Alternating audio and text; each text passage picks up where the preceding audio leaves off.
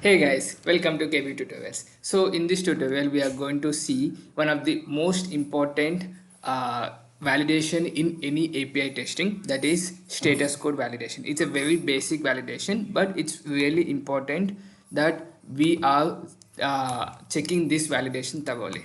So what I did is like I have already set up this REST API, which is I'm going to show you here.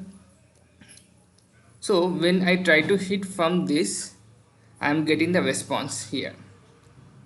This validation we are going to see from the test case side, like how we can, now you could see we got this response. That means here the status is 200, right? So this we are going to validate. So for that, what I'll do is I'll take, since it is a postal side, so let me create one test case here.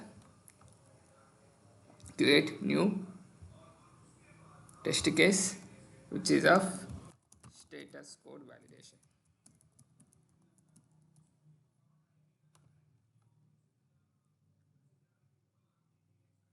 Then here we'll add a web service keyword which is a send request, and we'll try to pull this request here. This is my object, so I'll pull this object, and if you go to the script mode, this will return me the response. So let me give as RGS here. From this response, what I'll do is just do this. If you see here, get status code, this is the one we have, so you can use this one. So for this, let me put something like status code object. Let me try to print this system dot print of this status code.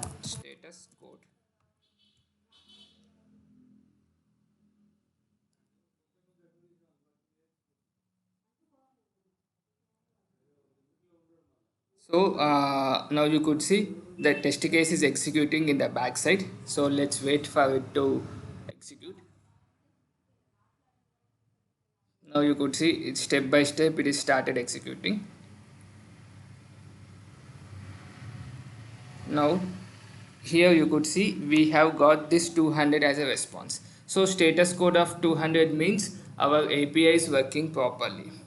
Anything other than 200 means API is not working. Something like 404 means not found. 500 related status code is means some issue with the headers, something like this. Okay, and you can get all those status code list here. Something like, if you go here, status code codes, this should be fine. There is a one Wikipedia page will be there. Now you could see all the status code you will get here. Okay, 200 means okay, 201 means created. All these things we can get. Okay, so from this I have got this response in status code. How do I validate that the status code is 200 or not? Okay, so for that, go to the keyword browser here, and in a utils, something like assert you type, and you have this statement called assert statement, and try to pull that here. Assert statement, you have pulled it, go here, assert is true. Okay, this true I'll replace with my status code double equals, that means I am doing the comparison with 200. Okay, now try to execute this. If my test case is passed, means the status code 200 is validated against to the 200 value which is expected. Okay, so actual and expected both return the same thing, so that condition is passed, so it returned me the true value. Here you could see. Now let me try to keep the status code something like 401.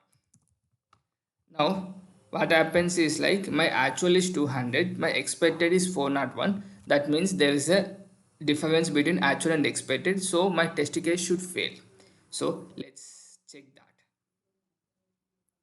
As you can see here, it started in the background. Now you could see it failed, and in the console message also, if you go little up, you could see that message like status code is 200, but you are giving 401. Because of that, it is return me the false. So assert of false means false. Because of that, the status test case is getting failed. Okay, so this is how you can validate any API status code. Very easy guys, and very useful as well. And there were close to 25 videos on my playlist on Catalan Studio as of now, so I suggest you guys to watch those things, and do subscribe to my channel for more videos like this, and do subscribe